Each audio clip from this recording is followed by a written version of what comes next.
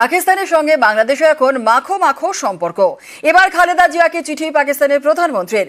চিঠিতে খালেদা দ্রুত আরোগ্য কামনা করেছেন শাহবাজ শরীফ। আর এর আগে গত ডিসেম্বরে মিশরে মুখোমুখি হন শরীফ ইউনুস।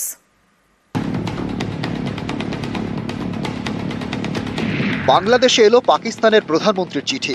বাংলাদেশের প্রাক্তন প্রধানমন্ত্রী তথা বিএনপি চেয়ারম্যান খালেদা জিয়াকে চিঠি শাহবাজ শরীফের।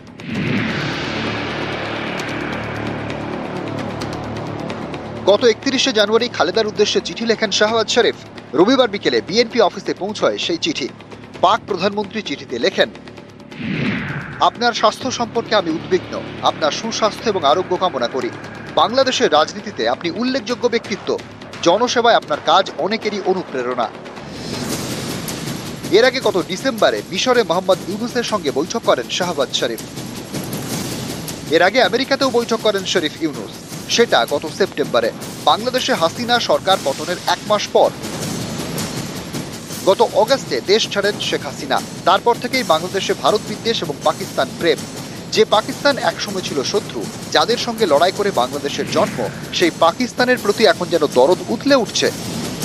বাংলাদেশের এখন পরম বন্ধু পাকিস্তান।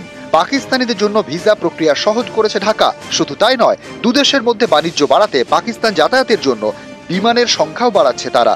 গত মাসে পাকিস্তানের রাওয়ালপিন্ডিতে পাকিস্তানের সেনাপ্রধান আসিম মুনিরের সঙ্গে বৈঠক করেন বাংলাদেশের সেনাপ্রধান কামরুল হাসান। এসবেই স্পষ্ট, ইতিহাস ভুলে বাংলাদেশের এখন বড় ভরসা পাকিস্তান। নিউজ 18 বাংলা।